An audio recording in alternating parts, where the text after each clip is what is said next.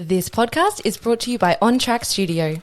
This podcast addresses various mental health challenges, including topics such as suicide, addiction, eating disorders, depression, and anxiety. These discussions may be triggering for some individuals. If you or someone you know is struggling, please seek support from a mental health professional or a trusted individual in your life. Remember, you are not alone, and help is available. Listener discretion is advised. Welcome back to Mind Your Head. This week, joining me in the studio is James Batey, co-founder of Rebuild Health and Fitness. In this episode, we speak all things mindset, training. We even dive a little bit into his own recent mental health struggles. It was a really fascinating conversation, and can't wait for you all to hear it. Well, welcome to Mind Your Head. You're a bit of a veteran in the podcast world. Is that correct? I don't know about veteran. I've recorded a few. You recorded, what, 200 plus? Yeah, mate. Oh, yeah, probably. Oh, I don't know. What's it like being on the other side? Different. Is it? Yeah, I think it's a little bit different, purely because you're answering, when you're the interviewer, you're just reading them questions and hopefully people waffle good stuff at. Yeah. And then it's on what the other person says to make it a good podcast. Yeah, I feel the same. Great. But it's like, I don't mind it. I don't like it being on the other end. I've done one being a guest, and I thought it would be a breeze. I wouldn't have to do any prep for it. I panicked. I think I think it comes down. I remember the first few I were on years ago. Oh God, they were bad, man. I don't know if I was trying to make myself sound smarter than what I am. I had a list of 10 smart words to get into a conversation. You know what I mean? And I didn't use any of them. I was just like, fuck, is this what it's going to be like? It's probably better off just being me, I think. Yeah, and I think, like you said, this is your podcast. Mine is mine. When we got the producer and was like, can you try not swear? And I'm like, no, fucking definitely. This is free reign. Definitely not. You can say whatever you want. Good, because I struggle. I do. Yeah. Struggle around everyone. Well, I tried to sort of make it a little bit more PG or make it a little bit more family friendly. But I was trying too hard. So I was like, fuck this. Yeah. I'll talk how I talk to my friends, to people, how I have conversations, and I think it will flow a lot easier and be a bit more natural rather than... Yeah. The majority of people don't mind. It's just when you get messages saying, hey, I was listening, it'd be great if I could listen to it with my kids in the car. That's your problem. You chose to have them. You're a parent. Yeah, that's it. My kids are so... I listen to a lot of country music, for example. So in my car, it's quite cruisy. But my missus, Jesus Christ. What foul mouth? I think it's from Detroit, honestly. So it's just the language in there is horrendous. And my kids are in the back singing. I'm like, Jess, turn this off. I would never have thought that. Honestly. Really? Horrendous. If you're white, she does not want to hear from you. Well, I was going to say Eminem, but it's not Eminem. It's maybe some Eminem, but right. he probably doesn't pass the quota. She listens to all sorts. Yeah. Anyway, there's a lot of topics that I want to cover with you today, and I'm really interested with your overall mindset when it comes to exercise and I guess your approach to training and your philosophy around training when it comes to Rebuild Health and Fitness. But I think the best place for us to start today, and something that I actually don't know about you, is your upbringing back in Wales. Mm-hmm. What was it like? Wonderful. Was it? Yeah, man. I'm from a small town in Wales, but Abergele, what a place. But fine, perfect upbringing. Wonderful parents, wonderful place to grow up. I've had people talk to me in the past, or even in therapy, where they're like, let's go into your childhood. It was pretty good. My parents did everything. Didn't have heaps, to be honest, but my parents did everything for us. You'll never know that we didn't. I grew up on the coast, so there was a beach, and I say beach, it was full of pebbles, but it was water related. Oh, a beach in Wales. Yeah, there was sea. There was sea there. But then behind us was a mountain, and we had a castle. And they were probably 200 meters away. Pretty How cool is that? Yeah, pretty amazing place to sort of grow up. Yeah, and that was it. It was just filled with sport. Yeah. Was rugby always rugby and football around? Rugby and football. Yeah. I played everything, cricket, whatever it was, but it was quite funny. Cricket in Wales. What do you think it is? When I moved to Australia, I was like, where are you from? I was like, Wales. They were like, what music do they have there? Where do you think I just thought cricket is such a unique sport home to Go play cricket. England are classic cricket. Oh, that's right. Yeah, I guess. I didn't know Wales is national sports rugby though. Yeah. I didn't know that. I think football's getting a bit bigger. It's bigger. Is it? Yeah. But Yeah. Rugby was big. So, yeah, I played both up until... And then at 16, you have to choose because they end up being on the same day. Oh, right. So I was quite good at rugby. I thought I was quite good at football too, to be honest. But then my last year, I started getting, like, dropped. And I was on the bench, like, a lot. So this doesn't make sense. I was like, what? I've been scoring 5 goals a year. Like, why are you benching me? So at the end of the year, I was like, oh, maybe it's time. But you know what the worst thing was? What? Do you know who the coach was for the football team? Who? My dad. Oh, well, that's that bias thing, isn't it? My dad, your producer laughing over there. My dad was the coach for that. But he was also my coach in rugby, so maybe he just wanted me to choose. Yeah, to choose. Maybe he's just like, get rid of this football, go to rugby. Honestly, he wasn't dropping you playing rugby, though, was he? No, we'll see. But there was times I wouldn't get any minutes. I'd be like, do you mind, Dad? It's a bit awkward at home, isn't it? Oh, my God. Yeah, so that was where it was. And then, chose from rugby, went to a sports college. Yeah. Everything, even like my studies, everything's been to do with health and performance. Oh, has it? Stuff. Yeah. At a young age, has it? Yeah. It was the only thing I really cared about or were willing to put in effort with. I loved school, but I didn't like the academic side of school. I just loved it. To me, it's like you go to school, you hang around with 30 of your best mates all day. I was like, this is... The social side of it. Brilliant. Yeah. And then college, and then university in Cardiff. Yeah. And then Australia. Do you have a memorable moment from your childhood? Something that stands out? Memorable? Probably not getting dropped from playing football, but... No. I don't know. My whole childhood was good. You know, what a place to sort of grow up that it was. You would have been a bit of a cheeky kid growing up. Yeah, big time. Oh, were you? Yeah. Did you get into trouble a lot? Did you? Yeah. I would. Tricky would be the word, Cheeky. I think. Like, all my reports said the same. Like, has a lot of potential, but... Has trouble concentrating. Oh, yeah. That was my report. Yeah. Yeah, that was the... Yeah. And I was terrible, man. Like, I was such like a sore loser and stuff growing up too. Oh, were you? Yeah, that was me too. Gracious in victory, but like bad loser. I was filthy loser. Yeah. And then my kid now, like if he loses, he goes mental. I'm like, where'd you get this from? That's my fear. Yeah. Is that my kid's going to be exactly like me, and then my mum and dad are going to be like, yeah, it is a bit like that. Yeah. But every bad trait he has, I say this is from your side of the family. It's not from my side of the family. What was your ambition at that age? Did you have a goal or a dream? I know you said you were sort of into your fitness studies and that sort of thing. What was your... No, it's a really sort of boring story. Was it? Yeah. Not really. Same as everyone else, when you play sport, you sort of want to play footy. Yeah. That's what you wanted to do. Yeah. Went to uni, and that was when we played. That was like a pretty high level. Like we won the league, I think. We came second in our first year, and then we won the league in the British comp in the second year. Yeah. And that was just the best time to play sports. You always have that small aspiration of like... Going professional. Yeah, hoping a little bit. But I let myself down, like from an ego perspective. I drank fairly heavily. Because again, a lot of the boys started getting picked up. Yeah. And then like I remember just drinking and stuff fairly heavily as well. So then when I didn't make it, because I knew that I wouldn't make it, then I had an excuse of why I never made it. Do you know what I mean? Like it's so bad really. Thinking back, I'm like, what an idiot. But I fucked it for myself. Yeah. Yeah. No, I know exactly what you mean. And then come out to Australia for a year after it. Just for a year. And then 12 years later. So is that what it was? Is that you came out for a gap year? Just come out for a year, yeah. By yourself? Play a bit of sport, do whatever, yeah. No, I came out with Jess. Oh, so Jess is Jess is Welsh, yeah. Oh, Jess is Welsh. Yeah. So right. I thought you met her. No. I keep it 100%. Yeah. Okay. Yeah. So you both decided to come out and travel for a year? Just for a year, yeah. Her parents lived here. So when she started uni, her parents moved here, left her, stranded in the UK. Yeah. And then we're like, let's just go out for a year, see what happens. Yeah. Bob's your uncle. Here we go. Never went back. Nah. Now I wouldn't.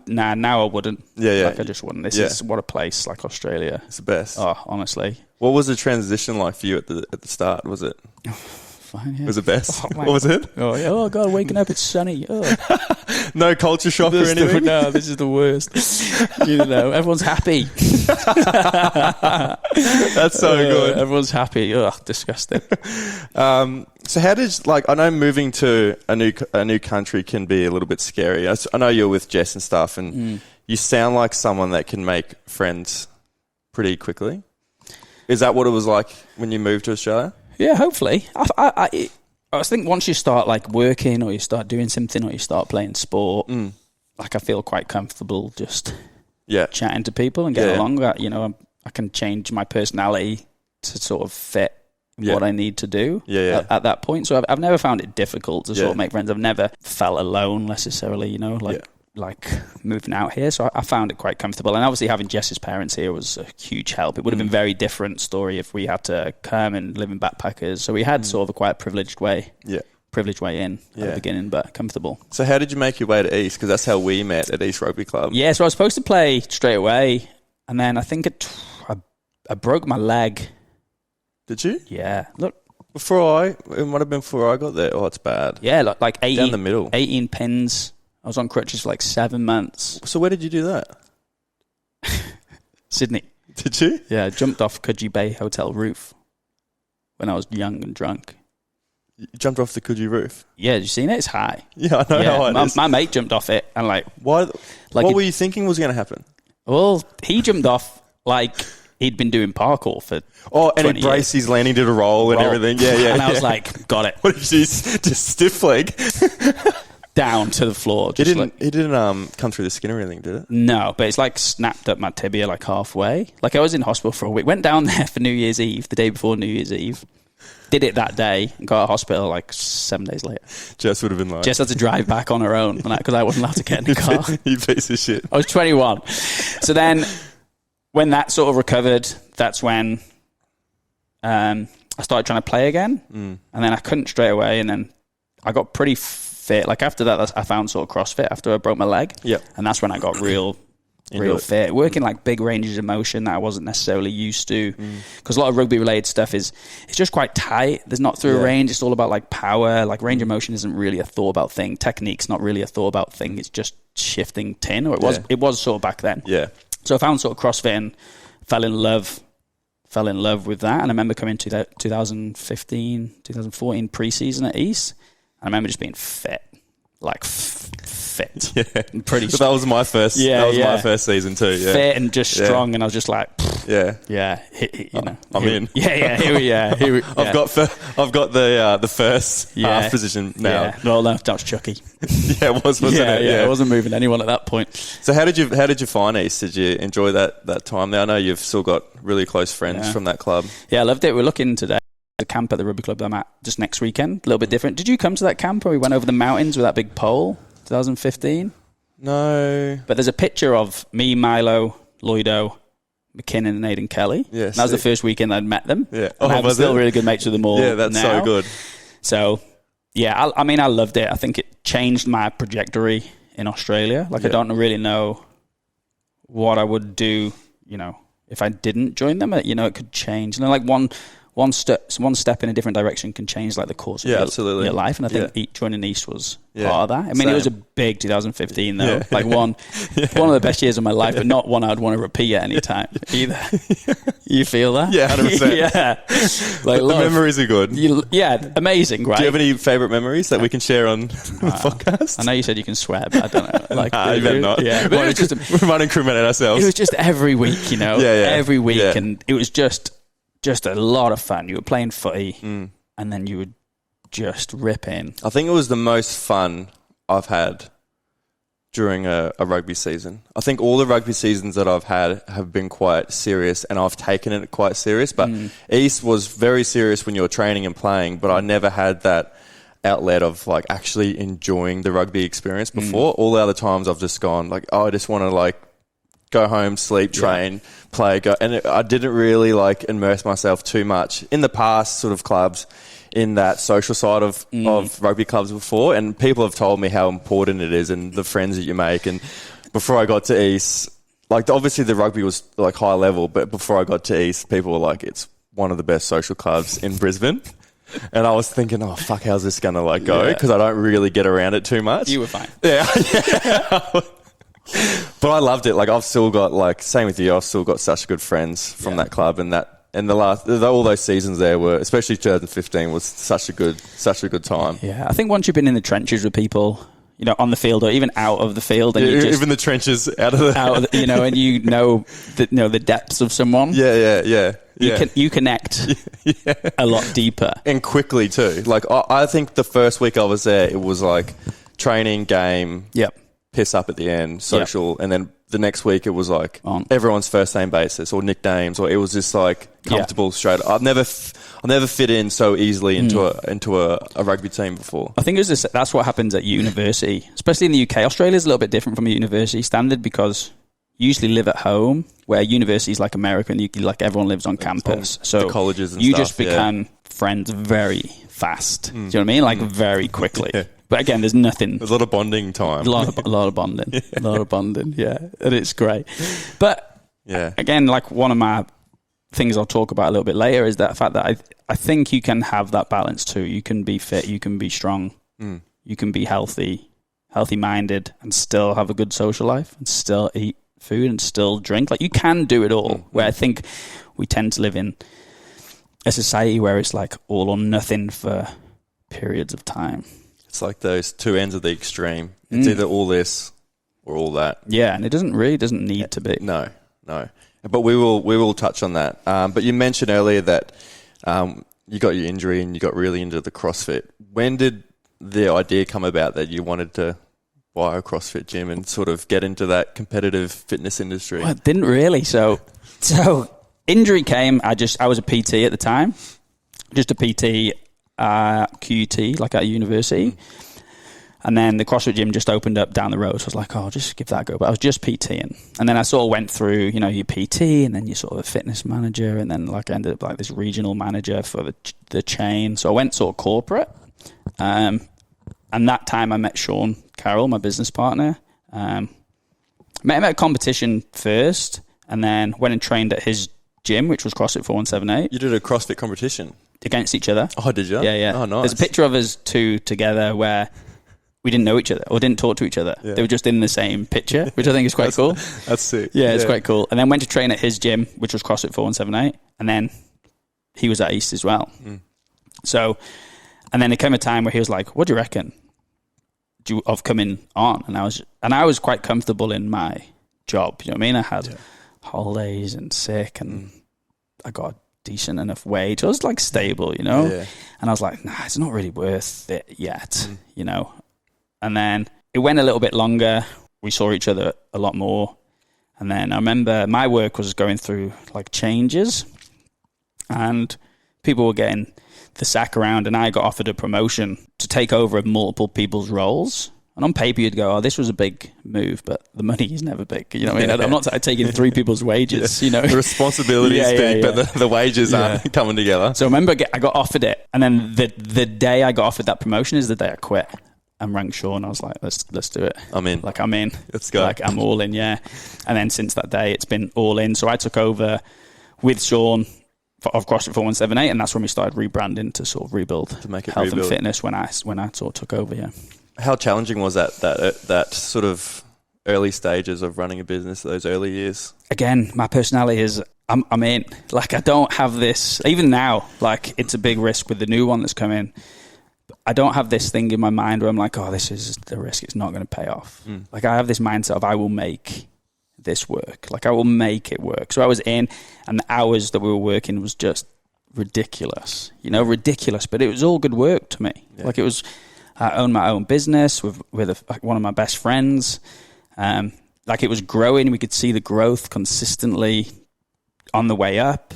Like, we just learned as we were going. You started as coaches, and we used to coach every session, and it was just chaos. But I just loved every. You love the chaos at the start there. Yeah, I love chaos. Yeah, and it was. Oh, dude, do you thrive in those? Oh, mate. Oh, dude, that's high pressure situations. Yeah, anything with pressure or anything that's like big rock. Like, I don't like. This is where me and Sean sort of really align with each other. Like, we're complete opposite personalities. Oh, like, he calls me like a pit bull. So it's like, if something needs to be done, he'll just like let me off my leash, and I'll go on. Oh, mate, I'll go and do it. Where he likes that day-to-day sort of grind, the back-end work, the systems. That works perfectly then, doesn't it? Yeah, perfectly. So when we had a business coach a few years ago, we had to do this like 5 voices thing. Don't you figure out like your personalities? Have you done this, Soph? Oh, have you? Yeah. So me and Sean did it, and we were total opposites. 1 to 5, 5 to 1. Total opposite. And I was like, oh my God, this isn't good. This isn't going to work out. And then we went to our business coach. We're like, I don't know. And he's like, this is great. He's like, Really? this will work better than you think it will. Better than if you guys were similar. Yeah, similar, because then Yeah, you're just going to butt heads, right? I think it's really important in business to just have your roles. Like, you're in charge of this. And you still work together. It's not just like out of it, but you control this side of things, I will control this side of things. Yeah. So if anything's going on with our metrics, like, you're who I'm coming to, or I'm who you're coming to. So that's awesome. Yeah. It works. So yeah, I've loved it, and I've loved it.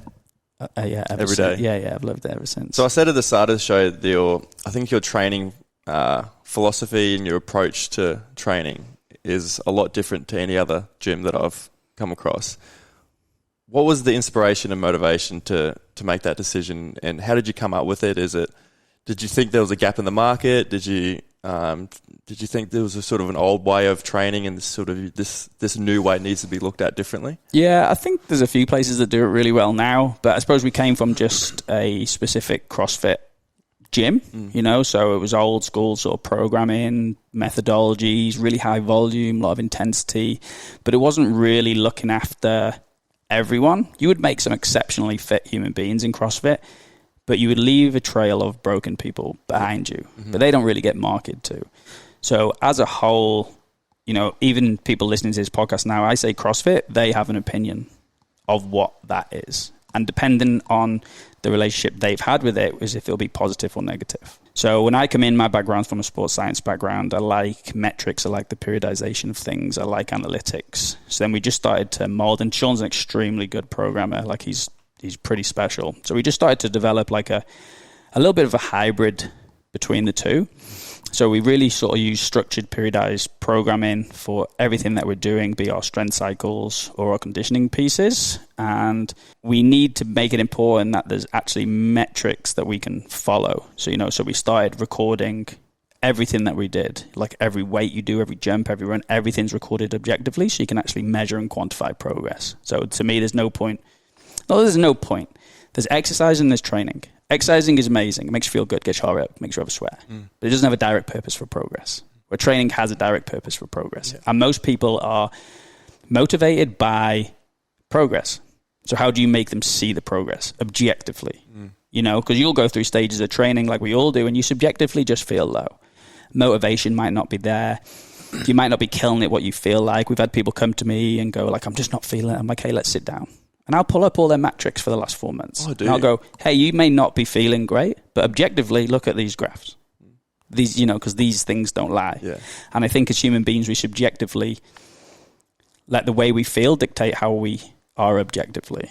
And I think that's so important, because you yourself, you don't see change. I don't know what the stat is, but you don't see change until months. Nah. It's every day, right? It's like if you're doing a challenge or whatever you want to do, or you're dieting, and you look in the mirror every day. So like you said, it's small. You don't really see it. But the way that you view yourself is huge. Like, I could do it where I've had a great week of training, right? I'll go home, top off, walk past the mirror and go, looking good, boy. Like, you, boy, good on you. I'll have a few drinks Friday night, wake up Saturday and go, what happened? Yeah. You are a mess. You are a pig. Nothing objectively has changed, bar the way that I'm viewing myself in that thing. So, you have training, which is one aspect of that. And we just wanted to make like a general physical preparedness program and like a sports performance program, but for general population people. That's pretty much it, right? So like the average age of our member at our gym, I think last year was about 34. So from a group fitness standpoint, you're probably talking a little bit older than the majority, but they're the people that have been around the ringer. They're the people that need the most help. They're the people that are really willing to listen and do what it is. We say we're a gym for busy people that have got other shit going on in their lives. Like, training should be something that massively complements people's lives, not take over their lives. Yeah. So, and then the training, I think, is one big aspect of what makes us pretty special. But that's one part of it. And then you have to look at the biopsychosocial model of health, where you have your biological, right? You have your social, you have your psychological. It must be all encompassing. And you have to have a look at every single one of these areas, even if you are a gym. Yeah, you're looking after people's fitness, but what's the mindset we're looking at here? How are they viewing? What's their relationship like with food or themselves? And is there a social element to your gym? And, It has to be all encompassing. So is that well, my next question was going to be your gym ethos. Is that some of your core values and what you hope for people to get out of your gym? Is that balanced approach to it's everything. It's especially me, like personally, that's like my biggest, like I want to help tens of thousands of people create balance. Like I think I have done that extremely well myself. Like I said to you, I think you can still train like a champion, strong, have a good body, have a good mind, still enjoy a beer, still enjoy foods that you want to do. You can go out for a meal. You can do that. So you just need to teach people how to do that. And especially around food, like from a nutrition standpoint, we live in this sort of world where people are made to feel bad about things that they eat. Like name one time ever in the history of the world where feeling guilty about something has made you better long term.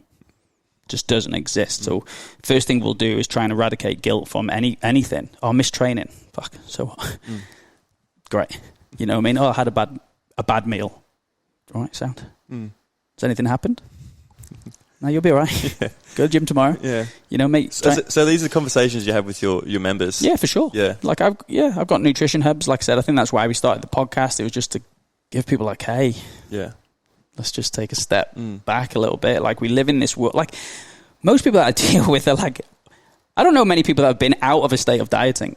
They're always in something. They're always in some sort of state of diet. And they're like, and they'll come to me from another diet and they're like, all right, I want to go another. Oh, maybe the last thing you need to do is diet right now. The amount of people that have come to me to pay me money to coach them that I've told them not to do it. Like, what should I do? You should not diet. What do you mean? Just stop everything that you're doing. Yeah. Stop tracking. Stop doing anything. Just do. Just try and eat relatively well and just see how you go. And just, try and take this guilt away. And because are they putting too much pressure on themselves and not actually enjoying? It's all pressure. Yeah. Everyone wants to be better. Everyone wants to look better. Everyone wants to be stronger. Everyone wants these things, but what are they worth? What are they worth? Everyone wants a six-pack. Everyone wants to look great. All right, you want a six-pack? Great. Are you willing to give up 90% of your life for 10% change in body weight?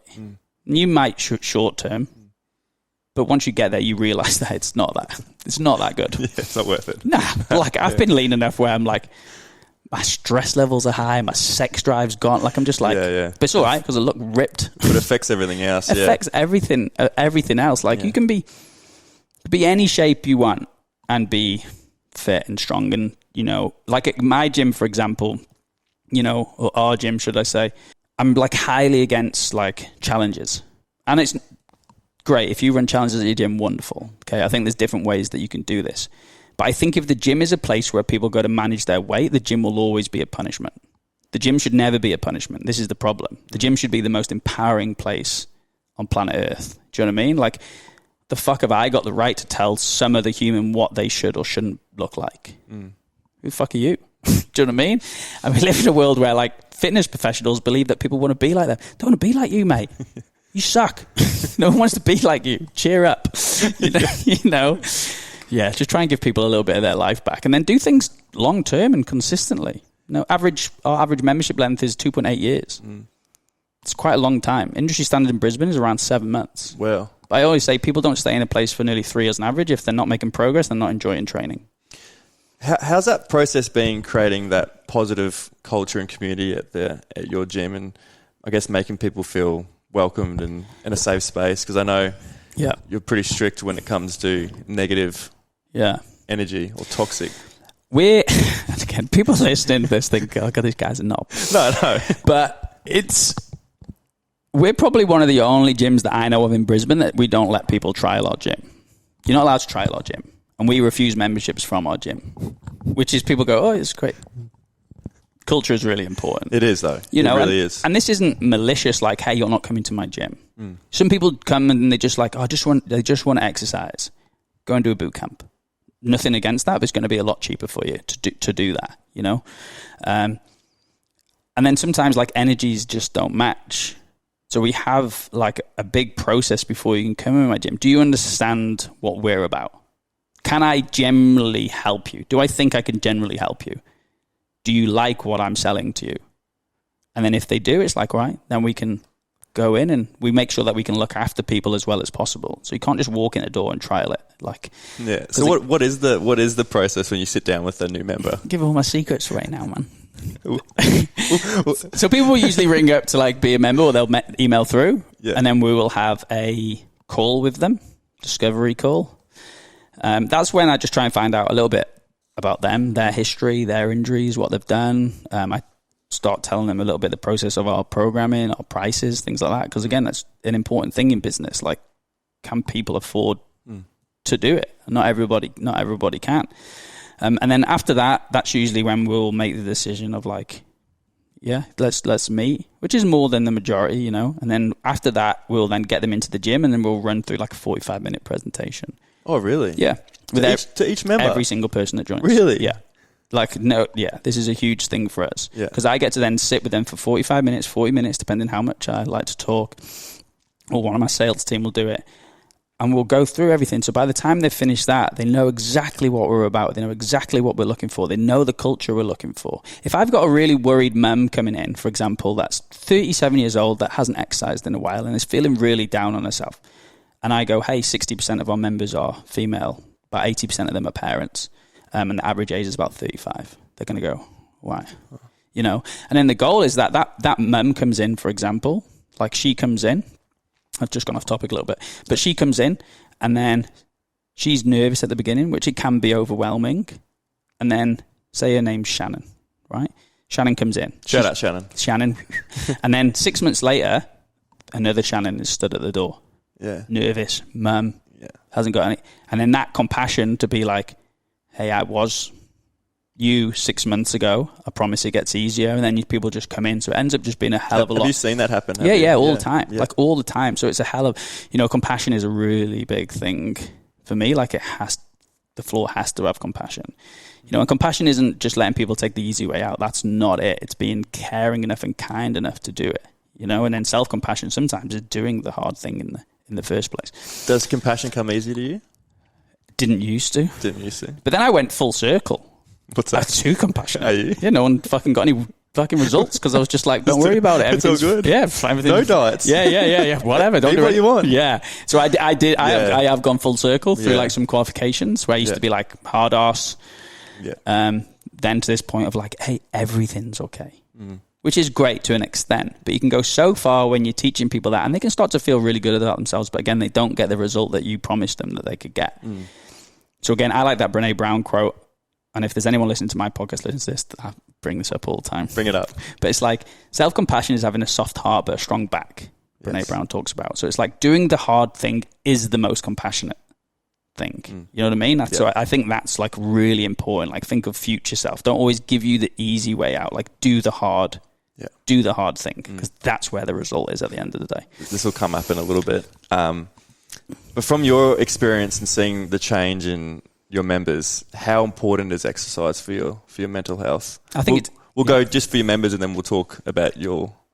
I think I honestly, and this, I think mine and my members will sort of coincide with this, because again, our values around the business are just the same. So I think training is the epicenter to people's lives. I generally think it is. Like, everything is easier if you are moving your body. Like, everything is easier. Your stress is less.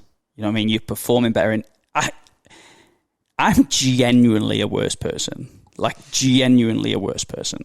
Like a fucking idiot, to be honest, if I'm not trained. Worst wife, worst dad, worst business partner. Did I say worst wife? Yeah, it's all right. We can edit that out. Christ. Keep it in. Have you trained today? Yeah, worse. I did 10K. So yeah, worse husband, worse everything. Yeah. Like, so again, I have like pure belief in that though. I have pure belief in that. And I've seen it thousands of times too, to be like, if people train, their life is easier. It's a stress, and it causes stress on the body, but it allows you to just handle stress a little bit better. I don't know anyone that exercises whose life is worse. Jordan will look at me sometimes and she'll go, have you been to the gym today? I go, no, not yet. She goes, go to the gym. Yeah. And I'm like, I love that our relationships, she can sort of pick up on that, and she'll go do your ice bath, or go jump in the sauna, or go for an exercise, or go for a run, go for a swim. So she picks up on that.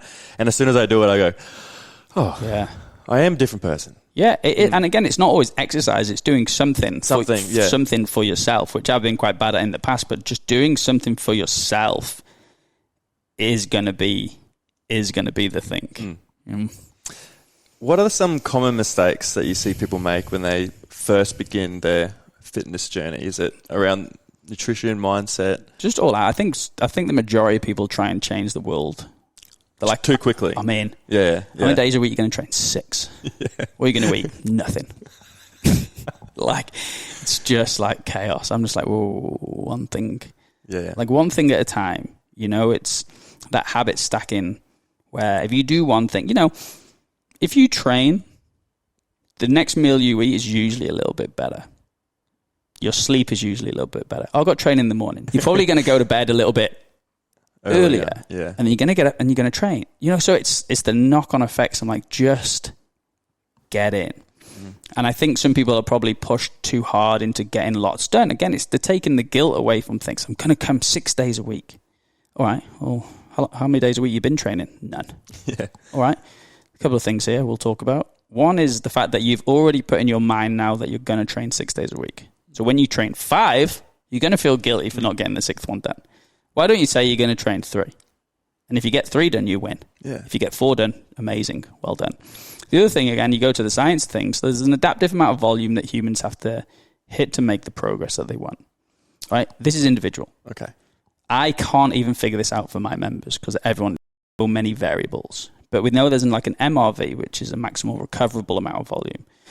And that's an amount of volume where you place on your body that it gets too stressed that you can't get adaptation to. So you actually don't make progress during this time. Is this overtraining? Is that? Well, yeah, I guess it can be. It's just like your body can't recover. So you just get your DOMs and then you push them a little bit more and you're like, no pain, no gain, baby. Like, you gotta go. And it's like, oh, that's not really what the science says, but okay, you know, you do you. Yeah. Some soreness is great. I'm not saying that it's not great, but walking like John Wayne's not a pleasurable thing. So do you tell your members, I guess you don't need to tell your members, but what's the optimal time to be going to the gym? I don't know. You don't know? I don't know. Whatever suits their whatever it is. Whatever suits their lifestyle, yeah. Like whatever. Again, I think everything to do with health and fitness, this is an interesting point, is optimal, suboptimal. Yes. Both optimal. But everyone looks for this optimal. Like, why are we trying to make everything so optimal? Do you know what I mean? Like, just suboptimal is wonderful. Yeah. Suboptimal for a long period of time. Yeah. Adds up. And that's this next thing. You, wasn't too sure if it was you or Sean, but to your Rebuild Health and Fitness Instagram, you guys posted some lessons. Yeah, well, I think when we had the 10 years stuff, we had a lot of nostalgia. There's a few that I want to run through with you, and you can sort of explain it. Yep. Get a little bit of advice. All right, I'll bring him in a Sean, because I'm pretty sure he might was it? So also, the first one's little by little becomes a lot. Yeah, something we talk about all the time. Like, you can neglect like just small habits over a long period of time, like add up. Like a little by little becomes a lot with everything. You know, if you train, for example, and this I'll just talk about fitness here, like 3 days a week, but you do that consistently over a long period of time, that adds up. You know, doing the thing, getting up for the work, getting up for the walk, doing the work. Like, you can't underestimate the power of small, daily, incremental change. But the problem with it is that people don't like doing it because it's so small. Journaling takes 2 minutes. People don't want to read for 2 minutes. I'm going to read a chapter a day. Do a page. What's the point? Yeah. Well, you know, a page a day.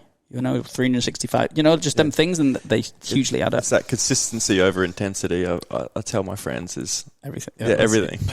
Consistency trumps intensity. Yes. Consistency trumps everything. Yeah. Cannot be underestimated. But people devalue small tasks. Make your health a priority before your health becomes a priority. And this is a big thing that I've sort of preached over this podcast is, I guess, for probably since last year, the first time that I put my health number one, I used to 5 or 6 down the line, and it was affecting my whole everything, my relationships, my work, my mindset, my health was, it was just diminishing. And for the very first time that I'm putting my health number one, and I'm reaping the rewards from it. I'm feeling a lot better. My relationships a lot better with not just with my partner, with my friends, with my family. What's your view on that? I think we've all been sick. Mm. You know, you've all had a blocked nose, and then you stop breathing again, and you're like, wowee. How good's this? You know, this is amazing. Yeah. You look at people when they get older, and I'm really passionate about this at the moment because obviously my parents are at a certain stage and my in-laws are at a certain stage, and I think culturally they just never really exercise like what we do now, and I can see the sort of change, but everyone thinks they've got more time. I'll be fine. I hate that. I'll be fine. I don't think you will. You know, the day I die, I tell you what, I'm going to have my health in check. Unless something happens, you know, you could have a stroke, or you could have anything. These things could happen, but your health is everything. There's a book where they asked like people on their deathbed. Did you see that? The same questions. Yeah. What was the number one? There's a guy. I go to the chiropractor once a month when I get back from the mines just to straighten things up. And there's an 84-year-old guy that I see regularly in the waiting room, and fit, like from the neck down. He's 22. Yeah, like love that. And I was like, what do you do? Like, what do you do for fitness and stuff? And he goes, I kayak from Mooloolaba to Old Woman Island, which is like Majimba Coolum, and it's fucking far. It is a far kayak, and he does it every day, really, every single day. And then he's doing a bike tour to Europe where you get on a cycle group and you cycle through countries. 84 years old, and he had to pass. Like the tour company was like, can we do some medical stuff just to make sure like it's all good? And he did it, and like, yeah, you're fine, you're good to go. And I was like, what's the secret? He goes, don't stop. He goes, don't fucking stop. He goes, people, what's this thing is like people age because they stop doing exercise. People stop doing exercise because they age, but you age because you stop doing exercise. It's like the same with play. Yeah. You know what I mean? People get old because I completely agree with that. I do jiu-jitsu with a guy called Kepler Vessels. He was Australian cricket legend, South Africa cricket legend. Yeah. And I was like, why do you... He's got like bionic knees. I'm like, why are you still doing this? He's like, because I'll die if I stop. Yeah. You know? Yeah. And he's boxing coach. He does jiu-jitsu. Like, just like super inspirational. Like, I mean, I want to be that person. But we are nothing without our health. Like, I've dealt with corporates and CEOs and people that have, on paper, every bit of success. They don't need money. They do not need money. They have everything in their disposal, but they have not got their health. Yeah. What's the point of having millions of dollars if you haven't got your health? You don't know if you'll be there for your family for the rest of your life. That's a terrifying way to go, isn't it? Terrifying. And again, it's like that, you know. I think we've all been through stages where we've got so busy that we do neglect our health at times, you know, running businesses, doing pocket, whatever, where you're just like, no, I haven't got time to get. And it's sad sometimes that there will be a reminder where you do get sick, and you know the universe will give you a reminder how important your health is. Injuries. Injuries, yeah, exactly. But it's just not. You should never stop. There's no reason to ever stop. Obviously rest and stuff, but there's always something. There's always something, and it's never too late. Yeah, even if you're 90 years old, you can either be, in 1 year's time, you can be 91 years old, or you can be 91 years old and fair and stronger. Yeah, well, he's 84 and he goes, there's no excuse. I'm telling you, I've got kids, I've got grandkids, you know, they've all got jobs, I've got jobs. You know, but there's still no excuse for me to do it. And I think people are busy. So, like, you know, I'm not saying that we all have the same time. Do you know? We just don't. People are work full time, they're parents, they're single parents on minimum income and all this stuff. But, you know, something is better than nothing. And, you know, I'll try and preach it. It's for you, but it'll make them better. You know, that's how I look at it. There's always time. Like, Parkinson's law is something that I'm really sort of passionate about. Parkinson's law states that the time you give to a task is the time it takes to complete the task. Nice. So, say if you have 10 minutes to work out, the majority, including myself, will go, if I haven't got enough time, well, you could exercise 10 minutes. Yeah. You know? And that goes back to the first point. Little by little becomes a lot. Exactly. Like, there's always time for something. Don't be a dick. You never know what battles people are going through. Definitely sure. Yeah, well, I think that's something that has been prevalent over many years, and including myself over this last 12 months, where it's been, you genuinely have no idea what people are going through. Like, you have no idea. Like, who gives you the right to judge anyone? You don't know their stories, you don't know their histories, you don't know anything. And this comes both ways. I'm like, I see people in the gym and goes, oh, she's so lucky she looks like that. She ain't fucking lucky. That's called work. You don't know what she's been doing in order to get that. But people like to just make their own life a little bit easier. But again, empathy, compassion, really important. And then communication too. If you don't know, instead of just talking about, go and speak to them. Usually people are quite happy to talk. I think that's really important. But so many people are battling their own demons, things. Like what gives you the right, you know what I mean, to be a dick? Like if you can't be anything, you can be anything, be kind. I think that's really important. They are a dick. We'll edit that out. Well, some people just are. You'll never be successful if you don't experience discomfort. That's sort of scientific in a way. Yes.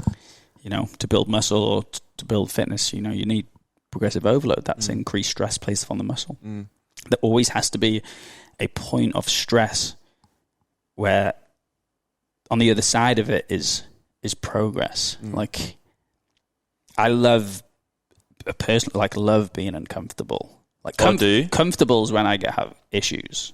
Okay. Like being content is when I have issues. Like I don't like, and this is not, it's like happiness, right? Happiness isn't constant. No. Like, but you have moments of it through the day. And a lot of like mental health stuff comes because people believe they should be happy all the time, or they should be comfortable all the time, or they should be content. It's like, no.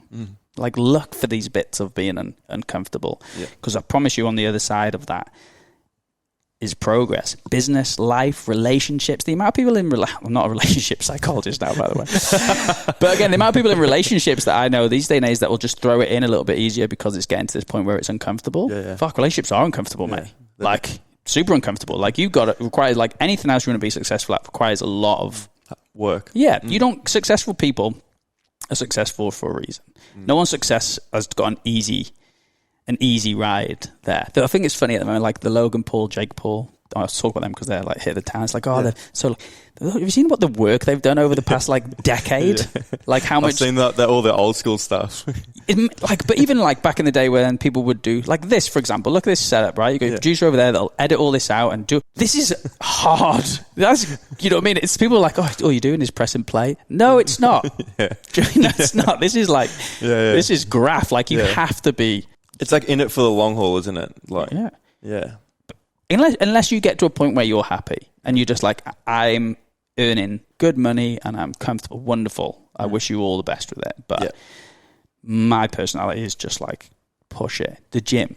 Like, I tore my pec at jiu-jitsu, right? So a ruptured pec. And then, like, I'm still exercising, but I'm doing like a lot of single arm stuff. I'll be doing some leg stuff. But I couldn't push to a place where I couldn't hurt. Do you know what I mean? Like I couldn't hurt. Yes, I know exactly that feeling. Yeah, and my stress started to like build. Yeah. So I text the physio. I'm like, right, I want to see you tomorrow morning. He works for me. I don't have a physio on call. And I'm just like, see you tomorrow. I'm running a half marathon. I'm not a good runner. I'm running a half marathon. He's like, we'll see. I was like, yeah, we will. And he's like, you can't run. I was like, okay. Why can't you run? Oh, because the motion. The repetition. But I am running because to me it was like running's the one thing that I can hurt enough. I can physically hurt enough. I'm not good at it. Because I hate not getting to that point of pain. I hate it. Yeah. And I go, just stop here. You've done your reps. It's just like, well, no. That's where the stress is, right? It's like when you put it's like it's hard. Yeah, I love it though. Yeah. Yeah. And Jordan laughs at me because we're so different in terms of training. So she goes to train to feel good, enjoy herself, get that little bit of sweat on. Yeah.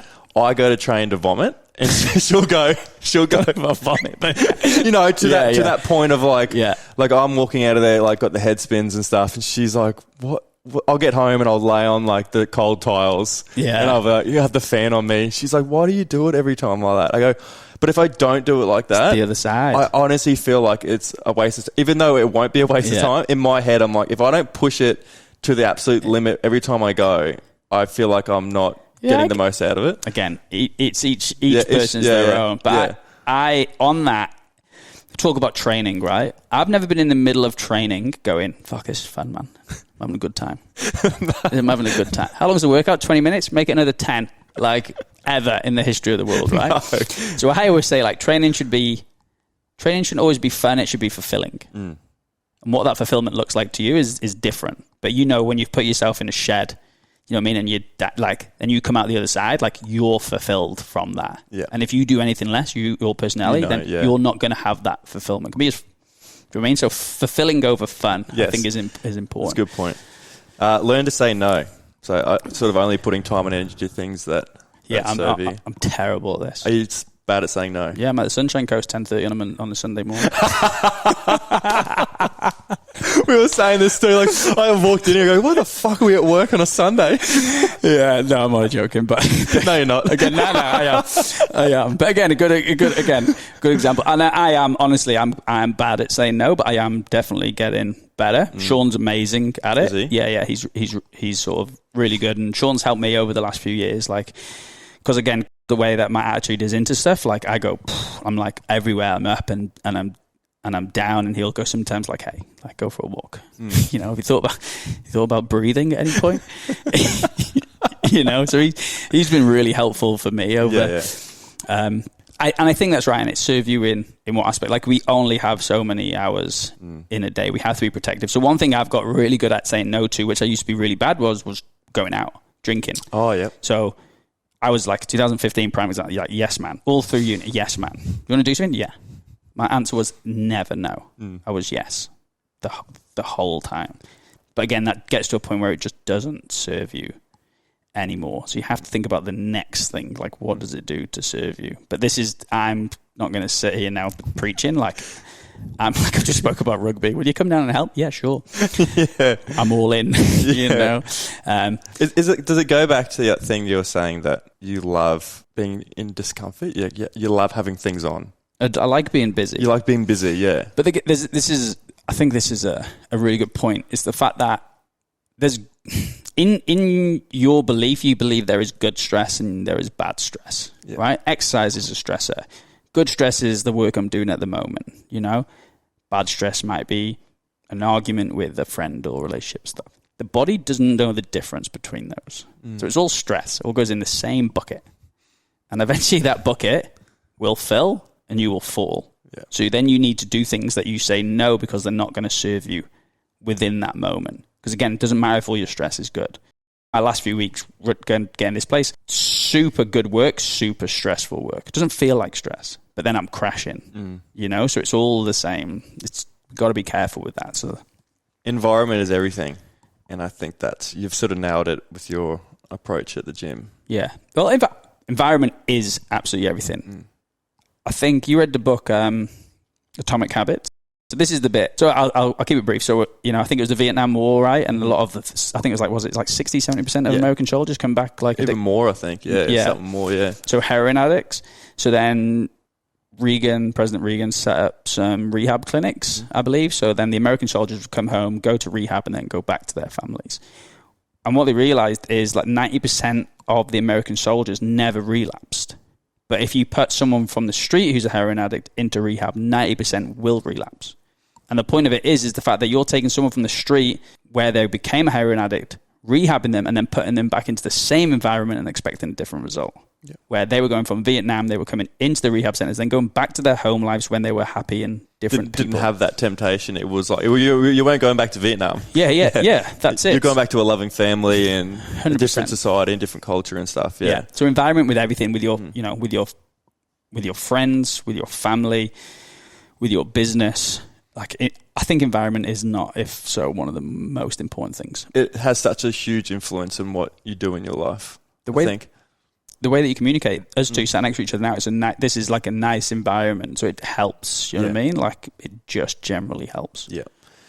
Take the time to celebrate your wins, and it's something that I've not been very good at all throughout my life. Yeah. I've always, if I've achieved something, I'll tick it off and it's on to the next. I've never actually sat and just gone, well done. Mm-hmm.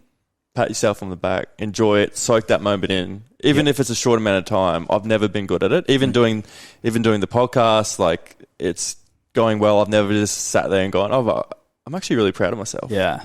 I'm trying to do it. I read the Resilience Project book when he talks about gratitude, and he talks about one of the kids over in India, and he says this, And it's like him saying, like, how good's I got shoes on my feet, like I've got rice, you know, and he's brought it back saying, like, when you are in a moment when things are going well, when you've had a little win, it's important to say, he's meant to say this, but he can't say it, so he says this, and it's just like in a time when that happens, you just take the time out to go, how good is this? Yeah, it's difficult. It's difficult. Yeah. Do you struggle with it? Yeah, I struggle with it. Yeah. Again, another thing that Sean is, I think we all struggle with it because we all sort of get stuck in this rat race. Busy. Yeah, you know. I look at people in front of me to where I want to be, and I don't hate on them. You know, I'm amazed by it. I want to do it. If they're somewhere, if they're ahead of me, they're either doing something better or they've done it for longer. You know, so I look at those people for sort of inspiration. But then when you tick off the next task, then they're still ticking off tasks. So you're like, right, like, let's go. Yeah. I like the only time I'll celebrate is when I know it's possible. So let's say if we bought a building, like we bought a commercial building. Getting approval for the building was amazing. Like we were like, fucking get in. Like we were like fist pumping. We were like, oh, this is amazing. We just bought a commercial building. Yeah. Wow. And then when I got the phone call, we were like on it. Like it was constant. We got the phone call saying the building's yours. I was driving.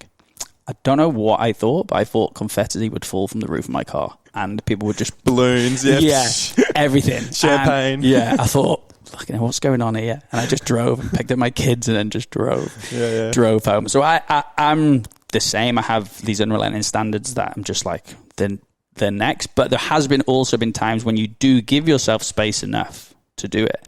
Where I've been in, say, our facility on my own, and I've literally just looked around and I'm just like I love this. Oh, nice. Like, You've had a time just to soak it in. Yeah. Yeah, cool. And I try not to underestimate. It's usually when I am alone, though, where I can just take a moment, sit and just see what you've built. And even when people, like, I don't like compliments. Like, God, gross. You know? But I like admiration.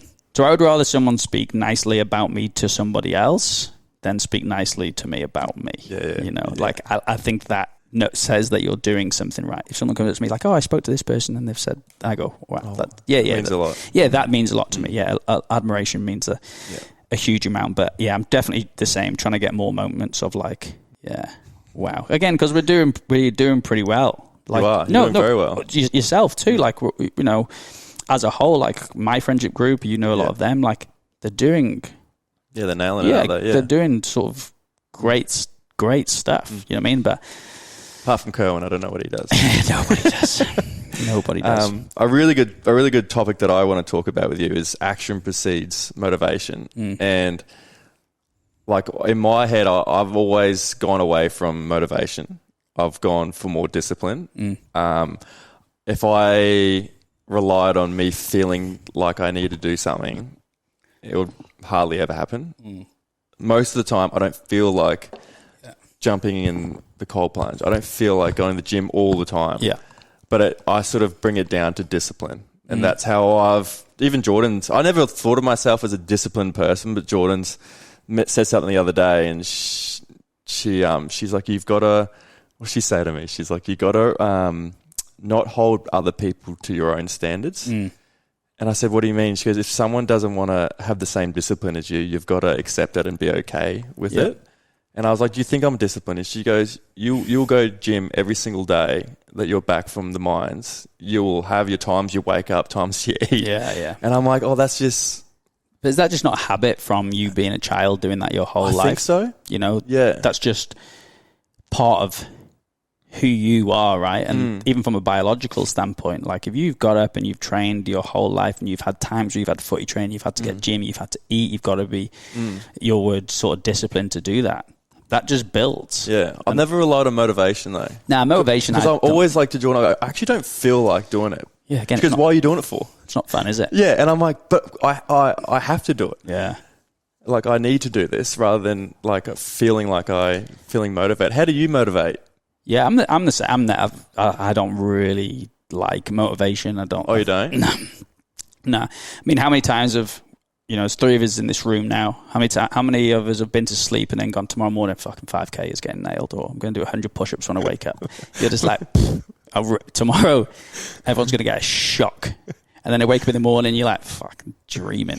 Like, what was I Snooze. What was I thinking last night? You know what I mean? But again, that's motivation. So motivation passes. Motivation is never, ever, ever there when you want it to be. So I don't think it can be a reliable factor. If you do get motivation and your running trainer's there, it's like, right, go. Like, go when it's there, but it's not going to fall. Action is everything. Discipline is one thing, I think. I haven't got a good relationship with discipline. I think probably just from being a kid, you know what I mean? Like, that sort of drilled into you. So what do you mean by action? Action is just doing the thing. Just doing it? Just doing the thing. Not thinking about it? No, don't think. Just go and do. Okay. Just do whatever you need to, right? So I use swimmers as this, right? So swimmers, right? So say if you become a swimmer and you become an amazing swimmer, right?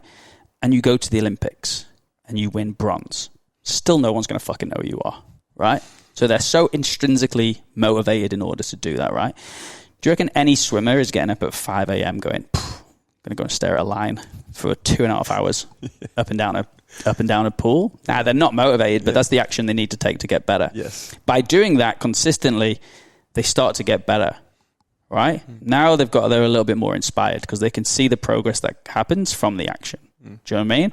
And then motivation comes from that because they start winning races. Now they're motivated and stuff to go to the next level. So then it's a continuum. So it's like action, inspiration, motivation. It can never be confused and be the other way around. Yes. Because even like willpower, for example, willpower isn't infinite. Like, we will fold. Do you know what I mean? Like, when people are dying, they'll go, no, I'm going to hold off. I'm going to hold off. I'm going to hold off. I'm going to hold off. No, I'm going to hold off. The next day, I'm going to hold off. Next day, fucking, instead of having a bit of chocolate one day, they just had it all. Do you know what I mean? Yeah. So willpower is just not constant. You only have so much of it. It will run out at that point. But think less. Do the thing that you need to do. Yes. You know, I don't get up and are thrilled with anything. I can't remember the last training session I did where I thought, bloody hell, I am pumped for this. Like, I am running in the rain. Yes, please. But you feel better afterwards. Always. It's the fulfillment that comes from it. Like, who do I want to see there in an hour's time? You know? And like gyms like mine, for example, there's this sort of path of shared suffering, right? There's a lot of literature on shared suffering too. The military would be a prime example, right? That. Rugby, prime example. Like, you know, pre-season, you're in the trenches together and you're struggling, but then you look around and you know exactly how that person is feeling. So there's already this bit that's like, you know, and you know if you've gone through a pre-season and you've just worked your ass off, now you're inspired. Now you're feeling good. Yeah. But you only feel good by just doing the thing in the first place. Yeah. Action, inspiration, motivation. Love that. Fuck motivation. If you want to go fast, go alone. If you want to go far, go together. What's your team around you? Yeah, amazing. I think this comes with growth, and I think we've seen it. I think me and Sean would be the first. Our egos would like to say that we could do it on our own. Well, we couldn't. Like, we're a team. You can't do everything yourself. When you start a gym, right, or you're doing anything, right, the podcast, it could be anything, right? You start, you're like, I'm going to do it all. And coach every class. I'm going to do every sale. I'm going to do everything because nobody on this earth can do it better than me. I am the best. Luckily, I've never felt like that. The best. I was like, I can't do this without Sophie. No, well, this is it. I can't. It wouldn't have happened. So, and then you start going, and then we got told it too. So we'll be like, then you start doing well enough that you can step away from coaching for a day. Yeah. And then everyone's like, your gym will fall. And then you step away from 3 days, and then 1 day, and then you're not coaching anymore. And my gym's still getting busier. I'm like, so you're telling me that it wasn't me? It wasn't me this whole time. You're telling me there's coaches that can do what this is almighty. Yeah. This is very new to me. Right? So I go and do the marketing side of things. So I'm a marketer. I'm learning how to market. Marketing. I'm like, oh God, I'm killing this. Then I hire a marketing person. Amazing. Fuck, she's better than me. You know what I mean? I hire a salesperson. What? There's more people that can sell? Like, this is just absolutely bonkers to me. So ego is humbled. Yeah. You create a team. There's only so much you can do. There's people around you that can do your job better than you, which then becomes more billable and financially viable because they're doing that stuff for you. That means you can then concentrate on other stuff. You can't do everything. Producing the podcast. So then you can just concentrate on doing your job properly. Yes. Other than that, you've then got if you weren't, you would then have to go home, put all them cameras onto that, make sure it's recording, get all that edited, making sure the volume's at the same level, make sure the social media stuff... Do the marketing. Do the socials. Yeah, exactly. Yeah. But then takes away from you on the job, and it'll probably take away from the love you have of doing it, because then you've got to do everything else. You can just concentrate on what you need to do. So this is a team. Perfect. Do you know what I mean? So... It's everything. If you think you can do business alone, like, you're wrong. But then it's like relationships and stuff too, right? They have to be there. They have to back you in what you're doing, and have that sort of belief. You will go a lot further together. Like, I couldn't do what I do now without Sean, and I would happily say vice versa. Yeah, and that last one's really important, because having that strong support network, especially at home, it's essential for you to achieve your goals and encourage you in those times of difficulty and stress. And I think it would be good for us to talk about your relationship with Jess. When did you guys meet? Back in Wales, obviously, I just found out. Yeah. Is there a story there? Liam Handy's New Year's Eve party when we were like 16. So you've been with Jess since you were 16? Yeah. Oh, wow. Yeah. She came on to me, Did she? Yeah. She sent texts, Who's that hottie you were with? That's not true, is it? It is, No. Oh, I might be reading between the lines, but that's how I sort of remember. That's your story. Yeah. So we've been together since we were 16, properly. Wonderful. She's amazing. Definitely pushes me. Like, I sort of grew up where whatever I did, which is really nice, like, whatever I did, I would be the best person ever to my mum and dad. Do you know what I mean? I could fart through a walkie-talkie and my mum would go, sounds amazing. Sounds like a symphony. Is that you singing? Beautiful. You beautiful. Ever thought about making it? Like, now I know where this egos come from. Yeah. Do you know what I mean? But like, whatever I did, as long as I was happy, that was generally their thing. If I was happy, if I was working in a shop, as long as I was happy, it would not matter. I meant my grandma, everything would be the same. I remember my grandma, when things just like click with you. My grandma used to tell me, and I used to be really young, she was like, whatever you do, you'll do well, because you're just a good person. And that always sort of stuck with me. When I met Jess is driven. Like, she's driven. And her parents are driven. Do you know what I mean? Like, but they've sort of drove this into Jess too. Hard work. She's really intellectual, like highly academic, like super intelligent. So like, I'm hoping my kids have her... traits and her family's hairline. Is that what you're in your hat? They are thick. Oh, mate, thick.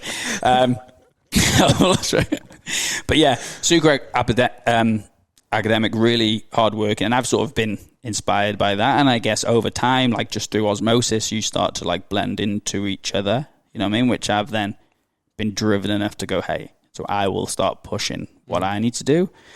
Which has been really important for me, I think, because if I didn't have a partner like Jess, I wouldn't be as close to being as driven as what I am, like, definitely. Cool. But then on the other side of that, I've brought her back down to be, hey. Well, a little bit more, like... relaxed, fun. Relax, like, things don't necessarily matter, like, as much. Like, something I like to think about is, like, and it sounds this is going to sound depressing, but, like, worst case. I always go worst case scenario, right? Yeah. And I go deep worst case. I bet you do. Like, bad. You don't want to know what my worst case is. But most of the time it ends up with me living back with my mum and dad in Wales.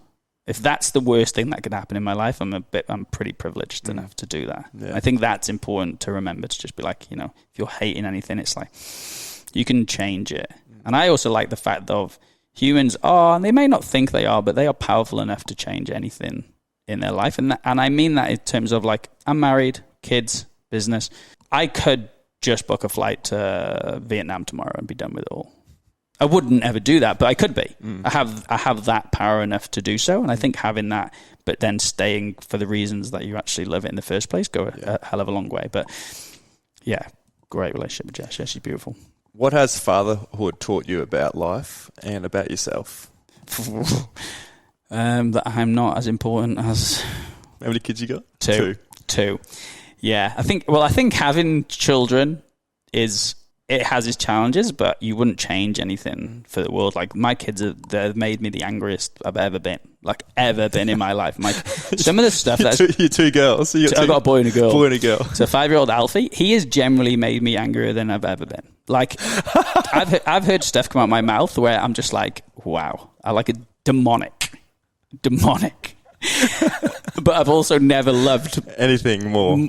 Anything. Nothing comes close to that feeling, and you would do anything for them. And I suppose this sort of drives you, and to do a little bit better. You want them to see you do better, but at the end of the day, I can be as busy as I want to be, but I still want to be able to put them to bed and be there when they wake up and be able to take them to school and do all these things. I want them to be able to talk to me and be open to me and be emotional enough, do you know what I mean? And speak to each other and say they love us. So you try and teach them the traits of maybe some of the things that you wish maybe you had a little bit more. So you try and do that, but it's also a difficult thing. Do you know what I mean? Like, there has to be rules, I guess, or certain not disciplines. It sounds bad, but you can't have your kid growing up thinking that they can do whatever they want either. Do you know what I mean? And so it is hard because you see all these parenting styles and these parenting books, and you're just like... There's so much information out there, isn't there? Like this soft parent. Try and soft parent Alfie. Yeah. Try it. You'll get a backhand. So He'll backhand you. So Alfie's chaos. He's amazing. Like, when he was we had 18 months old, I thought, oh my God, we have struck gold. What a kid. And then 18 months here, and I was like, what the fuck is this? What is this? This devil. This is, wow. Here we're in. Buckle in, baby. We're going. But amazing. Like, watching him play footy and stuff now, like, I just love it. I'll do anything for them. But then my daughter, she's just like, God knows where she's come from. She's just angel, like, so soft and just so like, if you're sick, she'll just do everything. She's 3, right? And if you're sick, she'll come and she'll give you a teddy, or she'll do, like, she's just, I don't know where this caringness has come from. I don't know. It must just be a natural trait. Something that I've learnt over the last couple of years is that mental health struggles does not discriminate.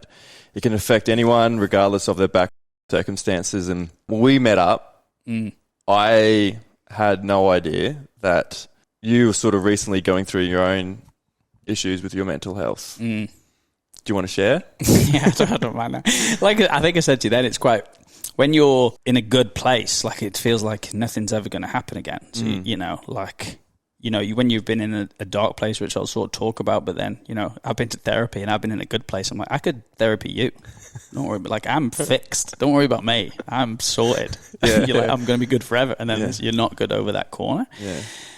Yeah, mine started like a year ago. And I've done podcasts and posts and everything about like how privileged I have been to never struggle with mental health issues. Like, been fine. Like, I've been privileged. I'm like, wow, like, how lucky am I? And then 2023 was just chaos, like, bad. And, you get to a point where you're just like hiding it. And this is the first time, like, a lot of people listening to this would be very much the first time they've heard anything like it. I think I showed you a post that I was going to post, but I never actually, got around to it. I never posted it, which I might still do one day, but I don't know.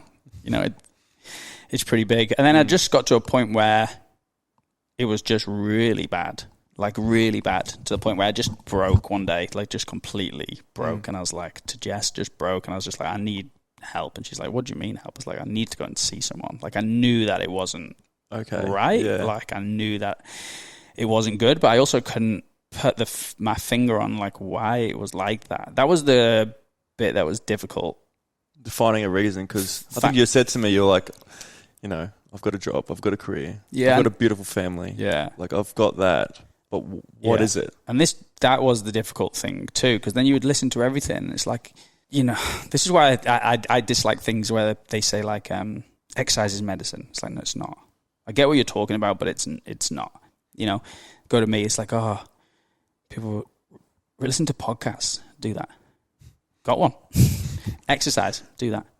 Read, good. Have how your family, wonderful. Like, my kids are amazing, my wife is amazing. All right, go and see your friends, talk, you do that. So what am I supposed to do? Because I don't know what I'm supposed to do from here, because I'm in a pretty bad place right now. I'm ticking all the boxes. But still... Yeah, and still nothing. So like I bought that, when I saw the doctor and started going to therapy and trying to work through some... What came up in therapy? So there's I suppose what was the big two that came up? I think over time you just start to get some consistency in what you're talking about. Belonging was a sort of a big one. I have these like unrelenting standards, which are a big one, and that's that not being able to celebrate. There's always something more, and I get to a point where even Sean's brought this up with me in the past. He's like, you have to remember your standards are so high, we are only trying to reach for them. Yeah. And I was just like, I never necessarily saw that. I was always like, well, that's what has got me to the position that I am. And I was like, what am I supposed to do here? And he's like, well, drop it 5%. Is there that feeling of being content? Does that scare you? Yeah, I think content scares me. I don't know where it came from, but it's like, I don't know, you think sometimes people are just going to figure you out. You know what I mean? Like, it's all going to come crashing down and you're going to be nothing. And the other one was, like, I wouldn't do stuff if I knew it would affect other people. So I would just put myself way back. Last. Yeah. If I knew that it may affect anyone or it may affect work. So I would always be there for other people as much as possible. And I think I started to take work home a lot more at this point. Yeah. Like I'd never done that. I had this sort of clear balance between what work was and what home life was. And I started to take people's problems home. And I think that's because I wasn't as busy at the time, as sort of something. But then you start to become resentful because nobody's there for you. Like I'm the guy that everybody goes to. Like my friends, I'll be the guy that everyone goes to. My mates in Wales, they'll come to me. But James Batey's always got his shit together. Like I said, and that was the hardest thing. Like I spoke about a minute ago. It's like I have a good life, and I think some people try and put problems to stuff. It's like, it must be his relationship. No, it's not. It must be something. No, it's not. Like, and then it sort of got to a point where it's like, well, what gives you the right? And this was a hard thing, right? What gives you the right to be in the position you're in? What's to make you feel bad? You have everything. You have no right. And I'm like, I know I don't have a right, but that's why I feel so bad, to the point where, you would just, I don't know if you've been through it, like I would just wake up and I would just be, sometimes I would be like anxious enough that I would just be throwing up, like physically just throwing up, like time after time. I would wake up and I know it would be a bad day.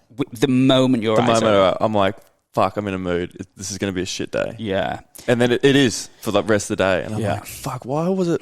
And the next day I wake up and I'll be okay. And I'm like, well, why did I just waste that day? What made that day different? I can't agree more. I remember I was lying in bed once with Jess, and I was quite new into it, I guess. New into it, like it's something. And I remember Jess saying to me, it made me super emotional. She was like, it's nice to have you back. Yeah. Because I was good. I was happy, it's like, it's so nice to have you back. And I was like, wow. Like, it really hits you too. I've had my parents say that to me. Yeah. And then woke up the next morning, gone. Yeah. Like I was just gone. I was just gone again. So the anxiety stuff was a bit weird because, again, I wasn't anxious about something. It's like I was the feeling of anxiety over the thought of it, and then you take a Valium or whatever and fucking Bob's your uncle. Like, you're just like, wow, what an amazing thing. I don't condone this, but how good's Valium? Yeah. Like, it would change your state and not even like make you like, I thought the first time I took it, I thought I'd be like gone, with the world, like you were gone. And it's not. It just takes everything away. I don't know what it is, but you can see why people get addicted to it. But luckily I didn't deal with anxiety too much. I just had these huge moments of it. So like I probably only ever took like 5 Valium in my life, sort of thing. But why I've took them has been pretty big. But then you'd have the low side of things. So where are you now with that? I'm feeling pretty good. Is it still consistent? Is it? Yeah, I'm consistently up. Like I'm consistently a lot better. I think one thing I really struggled with, and I spoke to you about it when we met, was the fact that I felt like I'd just worked myself out of a job. Yeah. Because we had this other gym that sort of fell through, so I hired people enough, so I didn't coach. I had a marketing person, I had a salesperson, So the gym didn't really need me at this point. So my drive and focus and purpose didn't need me. It's like almost that loss of identity and purpose is like, well, what am I? Yeah, for sure. I've just built this. For sure. And now I'm not needed. No. Yeah, I'm not. And I think that was a huge part of it. Right now, obviously, I've got a lot of focuses into other things. And I hope, because I haven't even ever told my mum or dad about this because... Why's that? They've been through the ringer a little bit, like the last sort of 12, 18 months. With their own health? Yeah, and like my granddad passing away and a few other things like with my family. And like I said, I'm the one that has it together and I don't want to put more stress on other people. Like I would if the time was right, but I don't want to put too much stress on other people, so I'd just keep it to myself. And I remember I got to the point where I was like, right, I'm going to text my rugby mates, for example, like the close group and just said, hey,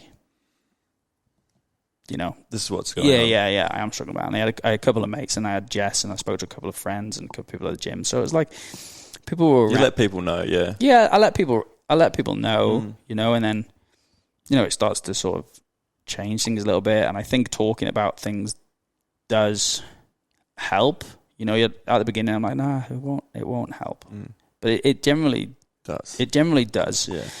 It generally does help. And it got to the point where it's just so bad. I remember just like being in my car sometimes and I would just burst out crying. I'm just like, what are you doing? And it's just, you cannot stop. You don't even know where it's coming from. You're just so low. Yeah. Where you just like, you don't know what to do next. Like you don't know where to go. Your emotions are just so high. You have no control of them. Like you have no control over yourself. And that's the terrifying. Scary thing. Yeah. That's terrifying bit. So again, went to the doctor, spoke in depth, went to therapy again, spoke in depth, still sort of working through. I think I'll stay in. I haven't been for a little while now because I feel like I've honestly been pretty good, but it's definitely something I'll go back to, and I'll probably tend to go for a month, probably every month for the rest of my life, because I do think that's just worth sometimes just getting that chat. It is. It's good. But at the same time, I think you've got to be really privileged to be getting therapy. I think that's probably one of the issues. Like it isn't cheap. No. Even with like a mental health plan, you're still probably talking $160. And I was going once every 2 weeks. Yeah, I'm lucky I'm in the position that I can do that. To get help. Because I know a hell of a lot of people that can't do that. And that's sort of a real shame. They got to sort of find that gap between the two. And the UK is terrible for it, the amount of people that sort of committing suicide. I had a good friend commit suicide a few months ago. That was what that post was sort of about. Yeah. And he said little bits but didn't say too much. And, and then at the end of it, he was gone. And then, that was what my thing was about. Like if he spoke more or he got medicated and stuff, like it could have helped. It really could have helped because, the medication side of things, I think people think it's forever and it's the end of. It's like, it's not. It can just give you that. It can just give you that break that you need to just start that healing journey. Bring things down to where they need to be. But yeah, right now I'm feeling pretty good. I've got heaps to focus on. I feel happy. But again, it's also going to therapy and then working through the things. There's no point going there and then not having tough conversations. Like not doing the thing that you're told to do. Like it requires, same as anything else, it requires like heaps of work. Like discomfort. Deep work.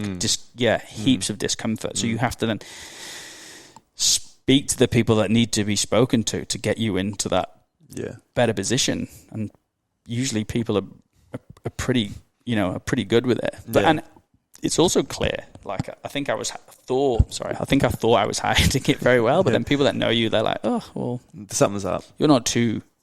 Yeah, all my friends not crash out. Yeah, and I was like, oh well. But it's different to talk about now that I'm in a better space. A better space. Like it's but like I said, tough. 2023 can disappear. If one of your mates came to you and knowing what you've sort of gone through, what advice could you give to them? I would generally just say, I'm like, go and get help. Yeah. Like after therapy, I've advised only a couple of people to go. Like you're not going to lose anything by going. At least sort of talk to people. One thing that I thought about, and Jess made this really good point, and I was for it too. Like I probably used to think like it. Like you would text people and maybe tell them, and they like ring me or call me anytime. I don't think you can do that as a friend, because you're putting the onus back on the person to get in touch with you when they're feeling low. And it's such a vulnerable thing, asking for help. Horrible. Offering help Yeah. is such an easy thing. Yeah, just just checking in. How you doing? And we all get caught up. I'm terrible for it. Like, we all get hugely caught up. But if you can just check in with people now and again, I think it's really important, because you really don't know. I remember like running a rugby match last year that made us go through the finals. Right, so it was really important. I remember the club guy. Like, I remember just being like, less than 1% of me, not even 1% of me was happy about it. Like, I literally just couldn't care. Do you know what I mean? Like, I was just like, oh, what fucking point is this? Like, what is it? Yeah. You know? Talk. It sounds simple, right? But talk. Like, generally just talk. Like, let people know. Like, you won't be judged. That's probably one thing. Like, no one will judge you, because people don't fake mental health stuff, you know. Yeah, no one will look at you any differently. If anything, they would commend you for speaking up. For sure. And again, a lot of my mates, like, they are blokes, you know, they are rugby, you know, blokes, but every single one of them just amazing. And then even me going forward, because I've dealt with so many people that have mental health issues, and I've never really... I've tried to empathize, but empathy is understanding what the other person is going through, or believing you understand what the other person is going through. And it's really hard to empathize when you... It really is. When you don't. So just to have that, I think being kind and compassionate is always important, but now just to have that, the other side, to go like, wow, like, you're going through that, but you're still doing this, like, really important. And the big thing with me was, like, Sean would be like, I would just be, you know, making sure I'm still ticking those boxes, like, all the time. How like training was still... Training might not have been my best, but it was still there. It was still, it's like, he was like, just keep those habits going, you know, like, eat well, go for a walk. I found myself going on loads. I found water. Like, I just found myself, I'd find water every day, and I would just sit and stare at water. Like, I've just found water, like, just a nice, really relaxing, just a nice thing to look at. Reminds you of Wales. Yeah, that's it. Look up at the sun. Below. God, this is revolting. So I'd say, and then just stick to your habits as best as possible. It might not be 100%, but if you go to footy, then keep going to footy. If you're training, keep that routine. That routine, because it will, same as everything, it will end. Like, everything will end. Like, there is another side to how you are going to feel. Like, you know, people, you know, like, even people that take their life, like, it's sort of like you can completely understand why they have done it. Do you know what I mean? Like, it's got so much that they felt like that is the only way out. And there's times where you would have feel so stupid. Like, you'd feel so alone. They've got 100 fucking people around you telling you that you love you, and you could still feel the loneliest person on planet Earth. Yeah. That no one cares. Like, you got someone going, I love you, and I'm like, you could be like, nobody cares. And it's just like, holy, like, it's so big. Do you know what I mean? It's such a profound thing to go through, and you don't wish it upon anyone. Anyone is generally the worst thing on planet Earth. But again, it really just does not discriminate whatsoever. Like, you can be any situation, any wealth, any health. If it's time, then it's time. Yeah. I love that. 5 quick-fire questions. Oh, fuck. Yeah, okay. Quick fire. Nothing's quick fire with me. Are we looking for, like, one-word answers, or are we looking for, like, sentences? Because how long you booked the studio out for? 90 minutes. Nothing is quick fire. Hopefully before midday. What is your perspective on failure, and how do you use it as a tool for success? I'm not great with failure.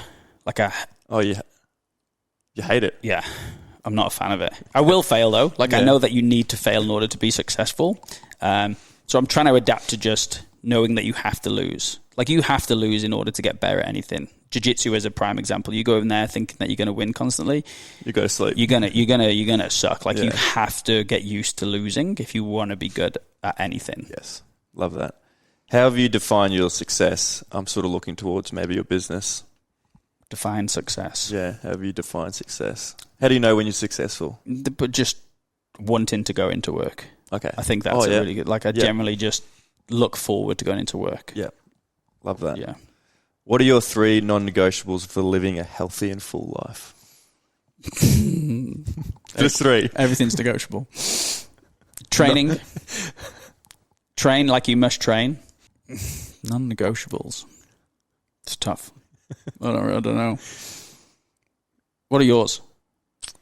Mine would be definitely my training would be 100% the non-negotiables. My thing would be my environment, so people that I'm hanging around is massive for me, seeing family and friends. And then also having something driving, like a driving force, like a purpose. So I felt very lost before starting the podcast. I just didn't know. I was going out to the mines, but I was just like floating through time, just going, what am I actually, what am I doing? Like, I know I've got something to offer. I know I can provide something. I know that I could have a passion or a love for something. I just didn't know what it was. So it's waking up every time I come back to the coast, I'm like, fuck yeah, I can't wait to do this. And that makes me feel alive. Like when I get in here, I this is similar to like playing rugby for me. I'm like really nervous, really excited, but I feel like fulfilled, like what you were talking about before. I feel really fulfilled. Yeah, it's wonderful. Yeah. So that's mine. Yeah, they're mine. Did I give you a bit of time? They're mine. You piece of shit. Yeah, they're good ones. Yeah. Training, them ones, they were good. If you could go back to a time in your life, where would you go and why?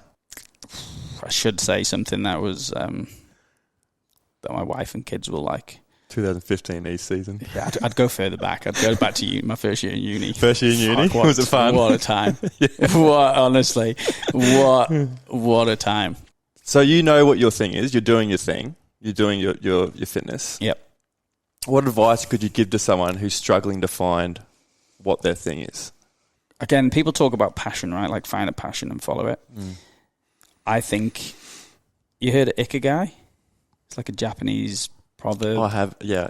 Where it's I like about. 4 things. I wish I'd write this down. Where it's like what you're good at, what can help the world, what you can be paid for. Do you know what I mean? And then like if you can match those things up, that's really important. So some people can have a job that they might hate, but it might be really helpful to someone and they can earn good money for it. Or they might have something that, the world need it and they love it and they're really good at it, but they don't get paid so much. It's like just work on those things. But find your thing, especially this day and age. You can literally make money doing whatever you want. So many options. Whatever you want. Is that also a bad thing because you have so much? I don't necessarily think, you get gamers that are making a fortune now because they're game. I can go for it. Yeah. Like you TikTok, like my kids watch stuff on YouTube about, and it's just like old men building Lego, and my kids and they probably make millions of dollars. Have you ever seen Blippi? You ever heard of Blippi? No. Fuck. It's almost like that curse of having. You've got so much to choose from. Yeah. It's almost a curse having so much. It is, but find a thing and then just work on the thing. Like so many people are like, oh, I'm so passionate about health and fitness. Are you? Because you don't stay in it very long. Like you need to be if you want to be good at anything, you need to be in it for a long time. Season 2, this will be better than season 1. Yes. Season 5 is going to be better than season 2. Do you know what I mean? The longer you do something, the better you come. The harder you train, the luckier you get. It's amazing. I love that. Yeah.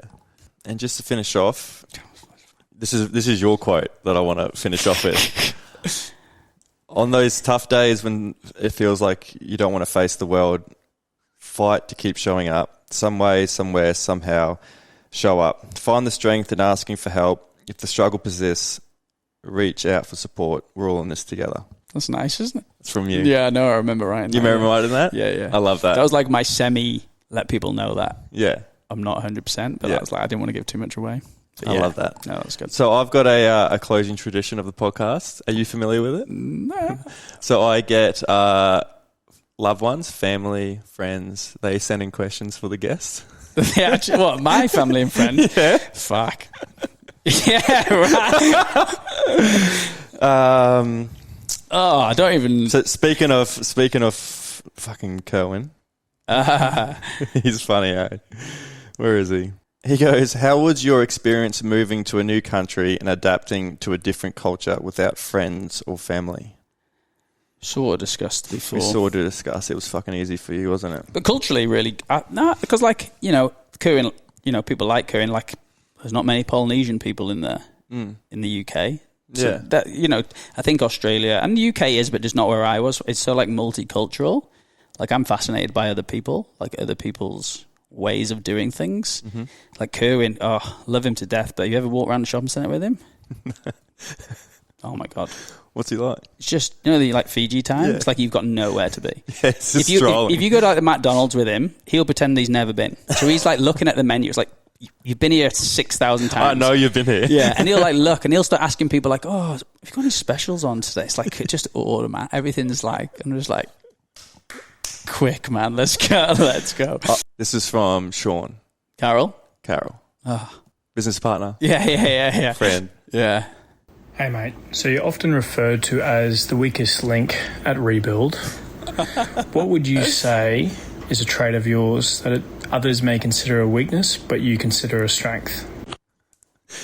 They consider you the weakest link. It's so bullshit. What I consider a weakness, but others consider a strength. I don't know. What do I consider? There's a couple of things that I believe are a weakness in my sort of trait. I can be ruthless. Like I can take the energy of a room depending on where I'm at, which I think is a bit of a fault. It's definitely something I'm trying to work on. Like if I'm up, everyone can come up. If I'm at a different stage, like I can make that happen as well. I don't know what other people would feel a strength. You're probably better asking Sean there. Should we get him on the phone? Yeah, just call him. But yeah, I'm a very straight talking. I don't be around the bush too much when things need to get said. When things need to to get said, which I can probably be a little bit better at that. But again, that's just people I work with and people I'm close with. I think something that I do sort of well is I have the ability to change, again, personality depending on who I'm talking to, I think, at that given moment, and give that person what they need within that moment. I love that. Good question. From your wife. Yeah, right. Jess. Good God. If you never moved to Australia and stayed in Wales, where do you think you'll be now? You know what? When I went through that and I used to sit at the water, I used to think about this constantly. Oh, really? Yeah. I used to think about what if. Like, what if? What if game. What would happen? And I think, like, you have parts where you do move away and you're like, what happened if I moved home? Like, what would I be? But I try not to think on it too much, to be honest, because would I still be with Jess? I don't know. I wouldn't have Alfie and Hallie, You wouldn't have the life you love. I couldn't have the life I live. So I have no idea what I would be doing. I'd like to say that it's something very similar to what I'm. You wouldn't be so tanned. What I'm doing now, but I honestly have no idea, and I think that will always be a question that I'll ask myself. That's nice. But I'll always keep just doing what I'm doing. So I've got one more. His name's Tom Clark. How the fuck did you find him? Oh, have you met Tom? No. And he goes, what stands between you and the simple yet rare feeling of complete happiness? You should have given me a warning about it. How did you get in touch with Tom? Don't you worry. Jesus Christ. Tom's a tank. He's a unit, eh? Mate.